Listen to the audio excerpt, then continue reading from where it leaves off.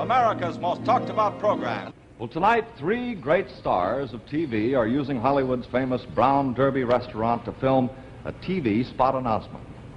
So we're going to cut in on their camera now and watch one of them get the surprise of his life when our host, Ralph Edwards, walks in on him. Here we are.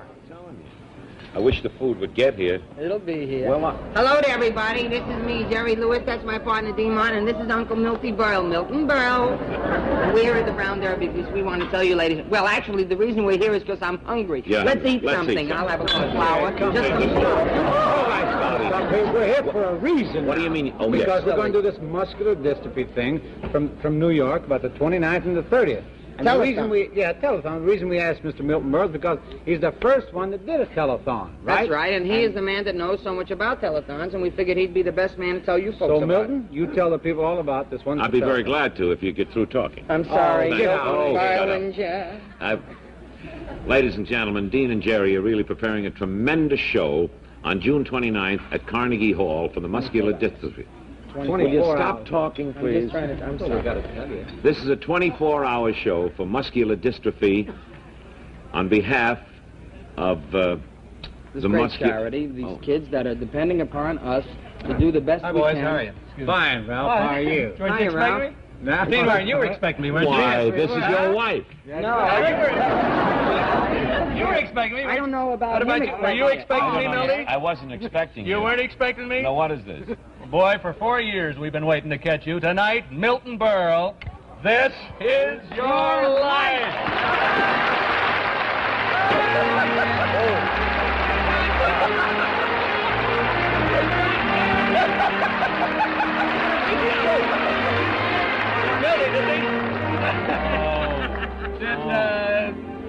Jerry Lewis, Dean Martin.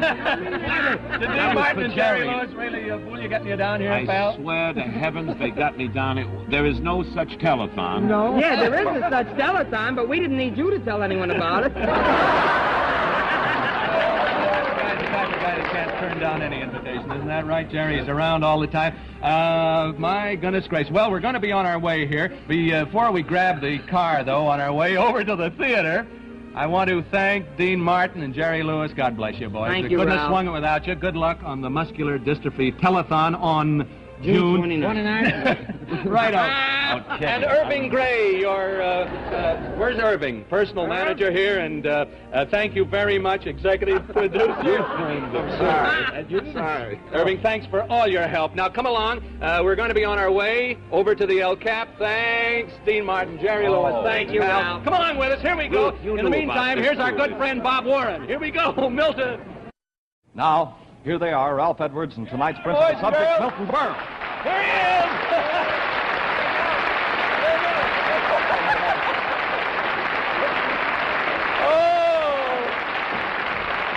They always want to know, are you old or not, pal? My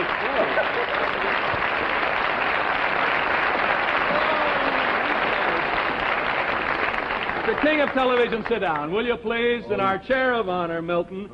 You know, the payoff on this whole deal is that last night on Milty's program, he did a takeoff on This Is Your Life, never dreaming that tonight he'd be the subject. As a matter of fact, we figured it would work for us. This Is Your Life, Sheena, Queen of the Jungle. Yeah. Because if anything came up about This Is Your Life, you would think it had to do with last night's show. That's right. I'm overtaken. I don't know what to say. Let's begin the story of a human dynamo, the star of vaudeville and nightclubs who made television history as the first great star of television. This Is Your Life, Milton Berle.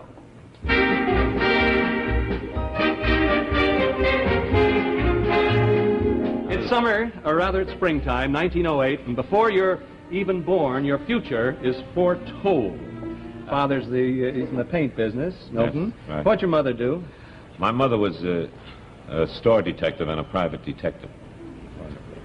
When you're of school age, you're known as that fresh kid in your neighborhood, convoyed by three older brothers, Phil, Frank, and Jack Berles. And here's the mob.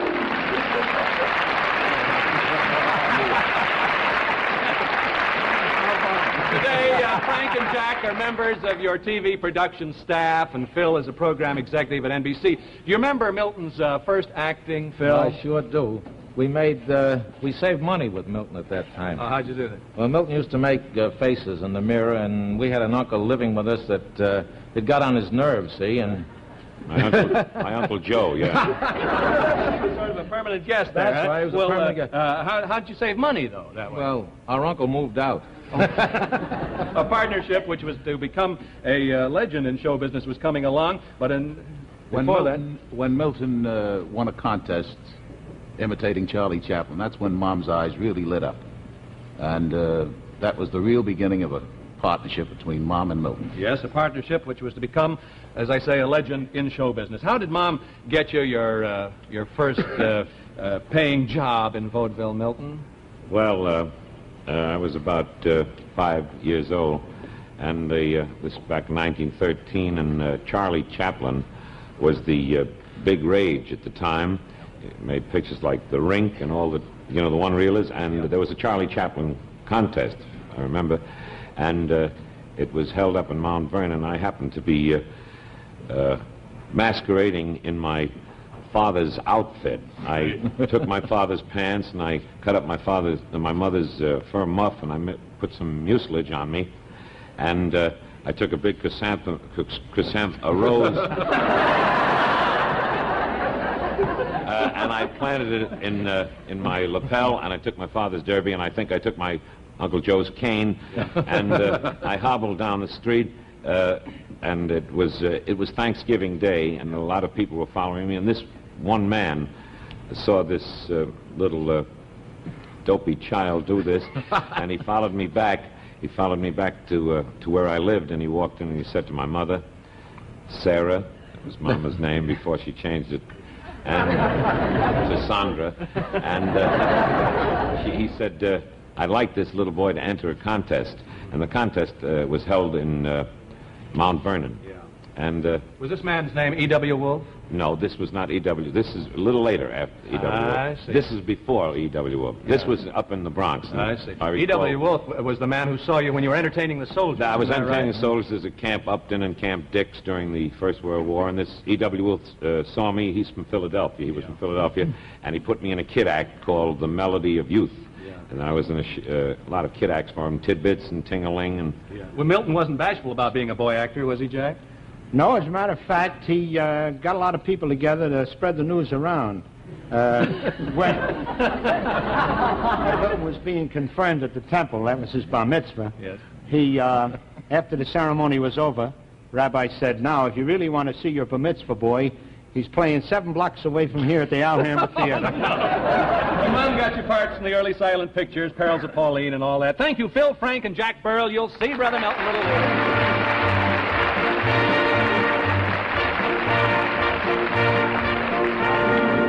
In 1918, age 10, you're offered your first job in vaudeville. And now this, how did Mom manage that? Oh, that's when she took you to the Army camp. Yeah, I played all the Army camps for the boys, and I was known as the Shimmy Kid. Oh, yeah.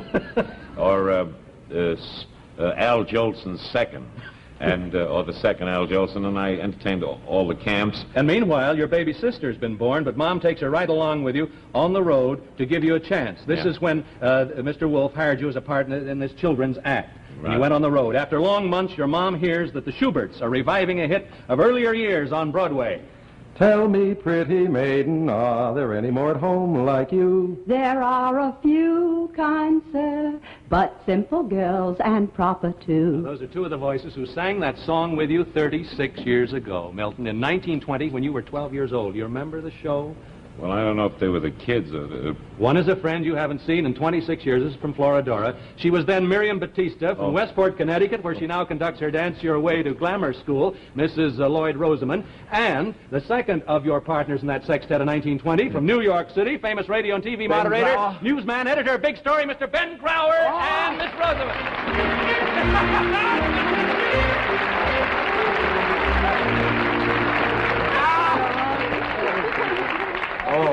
Milton, we're wearing the same costumes we wore then, so you can remember how you looked when we all sang the Florida. If you think of a sketch now, just look at that picture of us, all the way we were together in 1920. Yeah. Which one's Milton?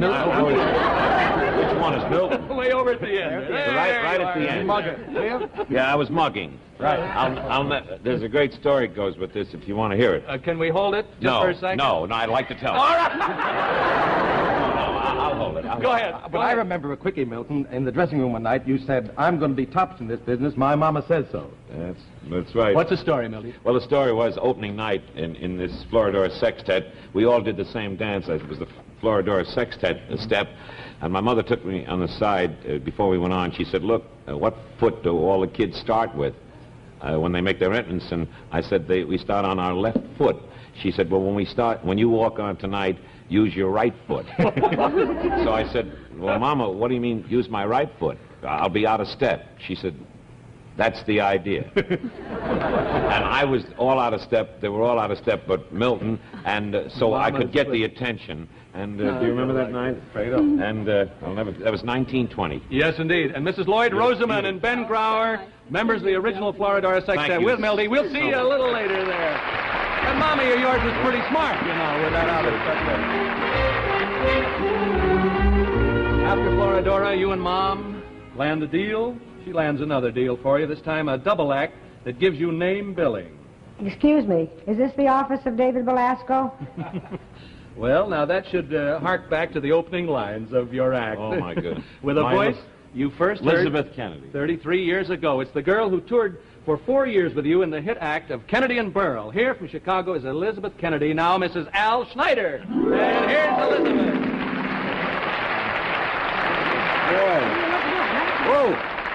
Whoa.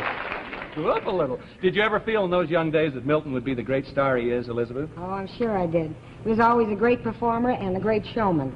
I can remember a time when the last scene of our act was a parting scene of a brother and sister. And I would walk off backstage with my arms outstretched. And one time I backed off and I stepped on a spotlight. And the spotlight came crashing down and knocked me out cold. And this time the curtain had closed and the audience was applauding, and Berle came running off and he grabbed a hold of me, picked me up and took me out and bowed me. Then he bowed himself. Then he bowed himself, and then he got off stage and he said, "Hey, Kennedy, are you hurt?" That's the kind of showman he is. And they say I've got a memory. How do you like it? Thank you, Elizabeth Kennedy, Milton's first professional partner, Mrs. Al Schneider of Chicago. Milty, it would take 3 hours to do it all. So we're hitting the high points. We're at 1925 now. You're 17 and too tall to stay in the act with Elizabeth Kennedy. Remember what Mom told you to do about that, Milton? Stoop a little? Well, I remember that very well. My mother, that's the reason sometimes I look, so round-shouldered on the screen, and not for money weighing me down. But I got too tall to appear with Elizabeth, and I started, she said, well, stoop in your shoulders, because when we get on the train, we can still pass you for half fare.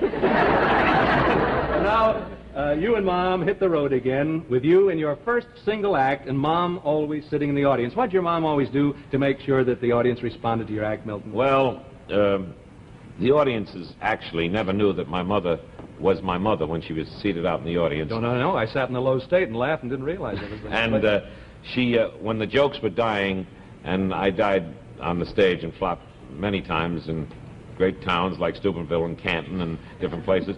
And she used to sit out in the audience and laugh, even when the jokes weren't good.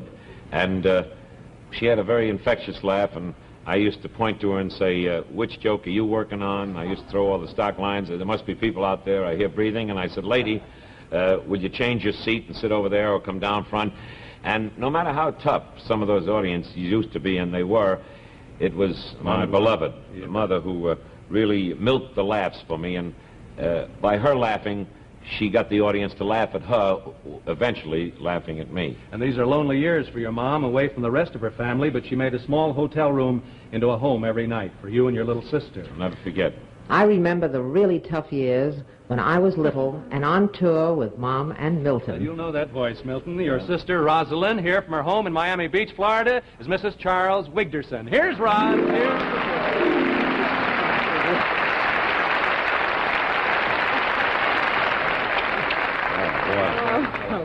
What were the tough times like, Rosalind? Oh, well, I can remember days when we split one egg for breakfast. How about it? One egg, that's right. And, well, few nights, many of them, that Mom, Milton, and I all shared, we tried to share, one upper berth. And there's nothing like sleeping with Milton's foot in your face. Mom was always proud of Milton, wasn't she, Rosalind? She was very proud of him. And why not? Yeah. We all are.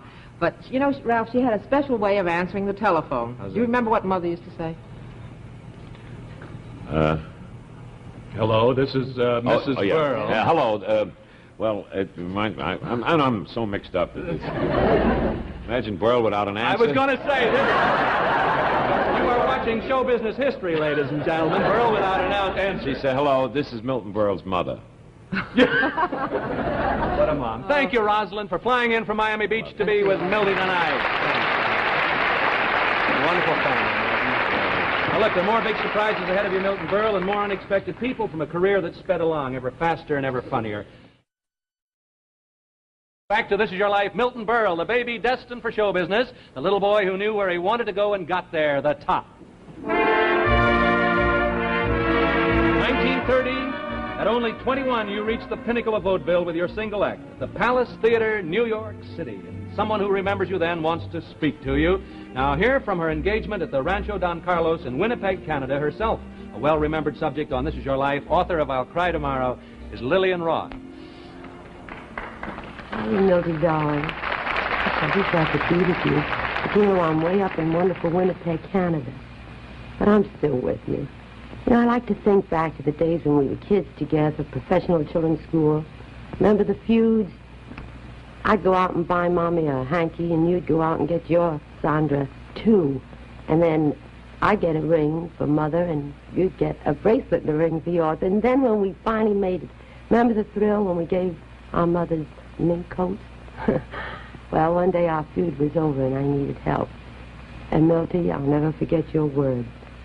Once a star, always a star. They helped. Thank you for giving me many happy tomorrows. May you have them, too. Bye, Milton. Thank you, Lillian Roth. Way up there in Winnipeg. In the 1930s, Milton, your name in a vaudeville theater or nightclub is a surefire guarantee of sellout business. The joy you get from facing any audience is so great that you often find yourself entertaining for free in hotel lobbies, barber shops, even in nightclubs where you're just a customer. Well, I know that many of Milton Berle's greatest performances have been given free because he did it for weeks to help me. The voice of a great young comedian. He opens tomorrow at the Flamingo Hotel in Las Vegas. Yes, he's star of his own television show, too. $1 a second. Here from Las Vegas is your friend Jan Murray. I knew you didn't get in touch with me. I knew something. Milton helped a lot of young comedians, didn't he, Jan? He certainly did, and he still does, Ralph. But I want to just bring up one quick incident that maybe you have forgotten. I want to tell the folks how you and I met at the Martinique years ago. Don't say the Lakewood one. No. Well, I was appearing, Ralph, at the La Martinique. I was just a kid. It was my first big assignment. I was coming in there after Danny Kaye had caused a sensation. I was nervous and scared, and if the truth must be told, I didn't have a good act. And, you know, all these hard critics were sitting out there, these tough New York audiences, and I went out for about 10 or 15 minutes. I really died. And Milton Berle was there as a customer, sitting out front, and he had a great deal of heart and sympathy. He understood what I was going through, and he started to kid me.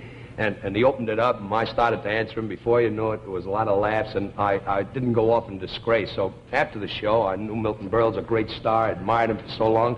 I went over to the table, and I introduced myself, thanked Milton, and this guy made an appointment with me, this busy man, a great star, was at the Ziegfeld Follies at the time, made an appointment for the following day. He spent 3 afternoons with me, helped me with my act, revised my act, gave me new material. And more important, Ralph, he showed up every night for 2 weeks because it was a little tough getting started, getting business into the club. Milton came in every night for 2 weeks, and when I got around New York, that Milton Berle was there performing and helping and working with Jan Murray. Before you know it, the place was jumping every night, and it was really the first break I ever got in my life. Since then, this guy and I are real close, good friends. And I'll tell you how I feel about him, how much I love him, that I resent that I wasn't brought out with his brothers. Thank you, Jan Murray. Good luck at the Flamingo. 1946, you open at the Carnival Club in New York City, and during the next 46 weeks, you make nightclub history with the longest sustained run and probably the highest salary ever paid to a club entertainer up to that time. When you're signed as MC of a new television show, Texaco Star Theater, no one realizes that a phenomenon is about to happen. I was one of the first guest stars. As a matter of fact, I made my first TV appearance with this mad, impetuous fool. I don't need to ask you. That is... Yes, television Sergeant Bilko, here from New York by way of Las Vegas, is the pal of your youth who, like you, Milton, achieved stardom in television in his first year on his own show, Mr. Phil Silvers. Here he is.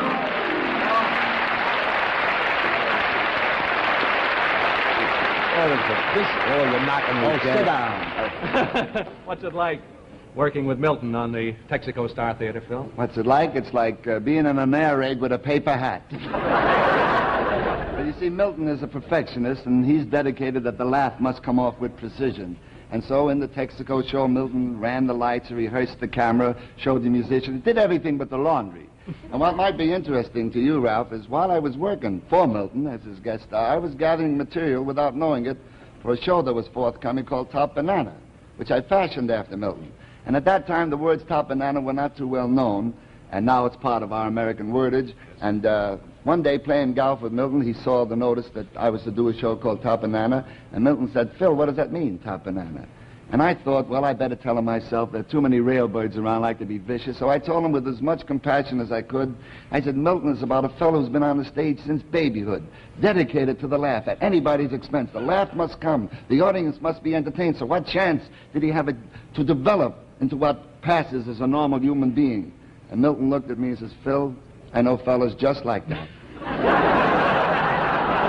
The results of your TV show, Milton, are astounding. Business of all kinds falls off on Tuesday nights. Movie attendance drops. Tuesday becomes Berles Day. Isn't that right, Phil Silvers? Well, until last year, yes. I say that Milton and I, they've tried to create a feud with us. They haven't got a chance in a million. Because this is the man, single-handedly responsible for more sale of television sets than any other individual in the history of show business. He paved the way for whatever glory we may be sharing. We should all be eternally grateful to Milton. Thank you, Phil Silvers. Thanks so much. 1949, 1950, you do the first telethon in history, and many other shows. You can always be counted on to do a benefit for a worthy cause. And it was Milton Berle who helped in the first Fight for Sight campaign to gather dollars for research to prevent and cure blinding eye diseases. The voice of a girl who lost her sight and who was the founder of the National Council to Combat Blindness. Here from New York, Mildred Weisenfeld. Hey!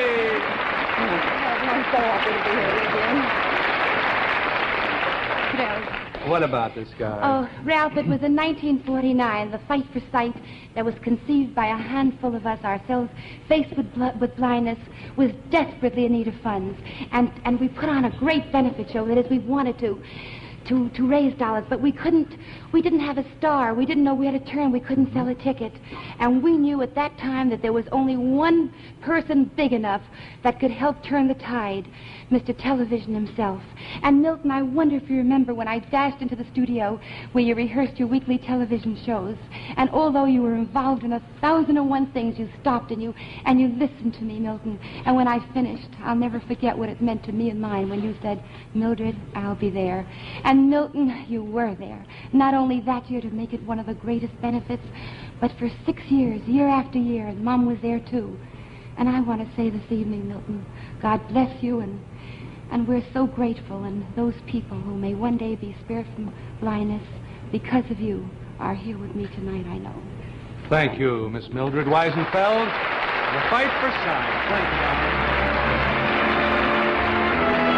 1953, you grow more relaxed, mellow, and happier under the influence of a wonderful girl, and you marry her on December 9th, 1953. And here she is, the former Ruth Cosgrove, your wife, Mrs. Milton Berle. Here's Ruth. Come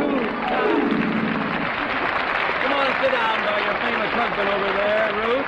You got a surprise when you first met Milton, didn't you, Ruth?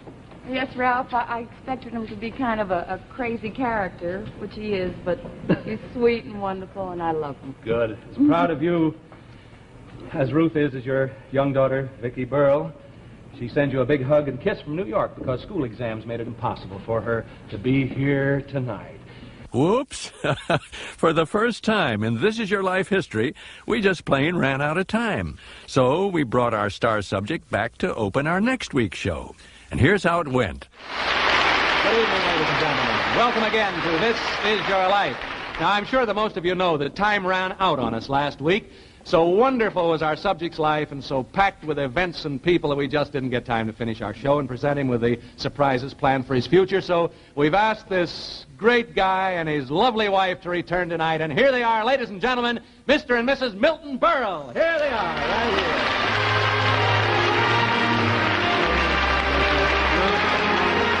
I just can't tell you how wonderful it was. Letters from all over the country, people... If they can love you more, they do, Milty. You're really great. You know, this is you're a pioneer in television. This is another pioneering thing, really, for you. Certainly is for us. This is the first time this has ever happened on This Is Your Life, where we've had to go into the next week, and we're very grateful to both of you for coming here tonight. Milton, at this moment a week ago, let's see, Ruth was seated right over there. Do you want to go over there, Ruth? And Milton, you were right beside your lovely wife. We've got to stage this exactly as it was, you see. You were sort of dazed with surprise, old boy. And unbelief, weren't you? Well, quite a lot. Well, look at my nails. They're growing back now. Well, the great line was, he says, imagine Berle without anything to say, you know. That people have been talking about that. The privilege and the honor of having you here was certainly ours, Milton Berle. Thank you very much.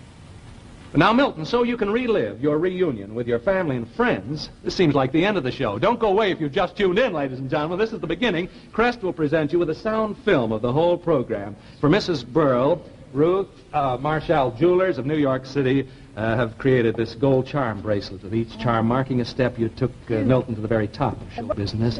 Your theatrical club, Milton, thank you very much. The famous Friars Club, means a lot to you, we know. After years of leadership as abbot, your fellow members elected you abbot emeritus of the club. Great, high honor.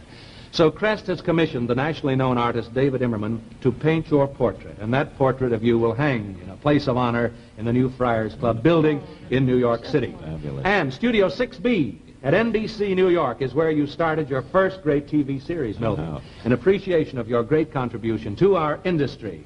NBC is erecting a bronze plaque outside Studio 6B, which will say, in this studio, Mr. Television, Milton Berle, made television history. A dedication ceremony will be held when you return to New York. Thank you very much. And Milton, there's another portrait which David Immerman has completed and brought here to unveil tonight. We didn't want to keep it from you last week, so we did show you this last week, and pictures were taken, shown all over America. No face could be dearer to you than the one whose image he has captured. Here is a gift to you from Crest. It's a painting of your beloved mother, your mom, Sarah Berlinger. And isn't it a wonderful, wonderful thing? Come on over and sit, Mother. Hello, David. David Immerman. Hello, wonderful. This Thank you so much. is your life, Milton Berle. A good laugh is sunshine for the spirit and lengthens life, they say. Through your wit and your humor, you have given this priceless gift of laughter to your fellow man. God bless you.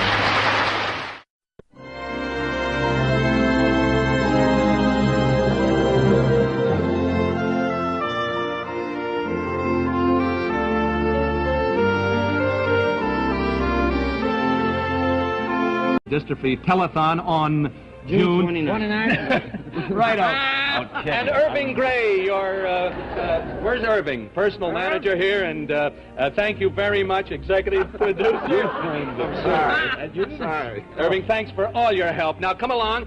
We're going to be on our way over to the El Cap. Thanks, Dean Martin, Jerry Lewis. Thank you, Al. Come along with us. Here we go. In the meantime, here's our good friend Bob Warren. Here we go, Milton. Now, here they are, Ralph Edwards and tonight's principal subject, Milton Berle. Here he is!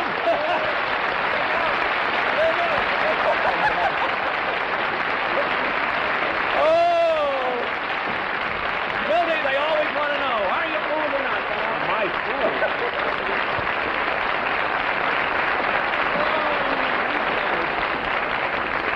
The king of television, sit down, will you please? In our telethon. The reason we asked Mr. Milton Berle is because he's the first one that did a telethon, right? That's right, and he is the man that knows so much about telethons, and we figured he'd be the best man to tell you folks about Milton, you tell the people all about this one. I'd be very glad to if you get through talking. I'm sorry. Shut up. Ladies and gentlemen, Dean and Jerry are really preparing a tremendous show on June 29th at Carnegie Hall for the muscular dystrophy.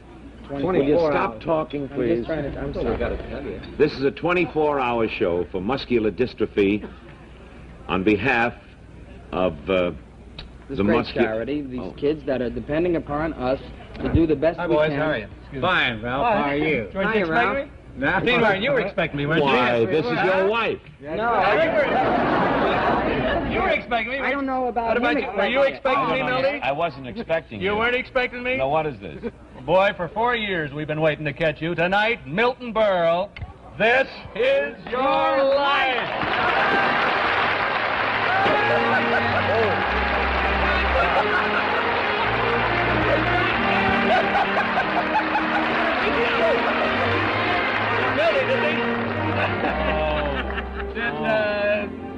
Jerry Lewis, Dean Martin.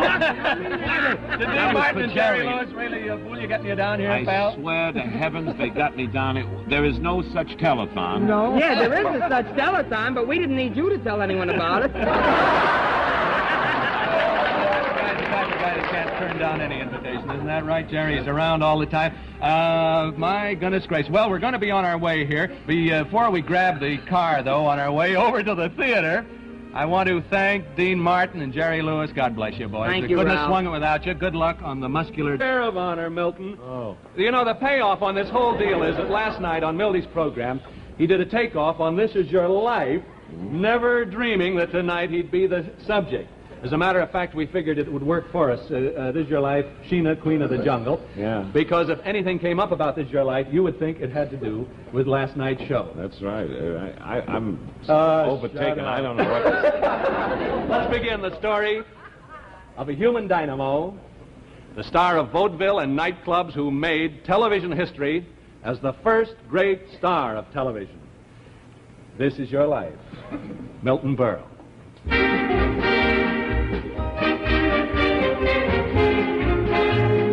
It's summer, or rather it's springtime, 1908, and before you're even born, your future is foretold.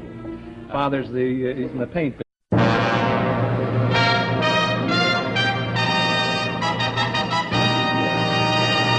This is Your Life, America's most talked about program. Well, tonight, 3 great stars of TV are using Hollywood's famous Brown Derby restaurant to film a TV spot announcement. So we're going to cut in on their camera now and watch one of them get the surprise of his life when our host, Ralph Edwards, walks in on him. Here we are. I wish the food would get here. It'll be here. Well, Hello to everybody. This is me, Jerry Lewis. That's my partner, Dean Martin, and this is Uncle Milty Berle, Milton Berle. We're here at the Brown Derby because we want to tell you, ladies. Well, actually, the reason we're here is because I'm hungry. Yeah, Let's eat something. I'll have a little flour. Just some flour. We're here for a reason. What do you mean? Oh, because yes. we're going to do this muscular dystrophy thing from New York about the 29th and the 30th. And the reason we... Yeah,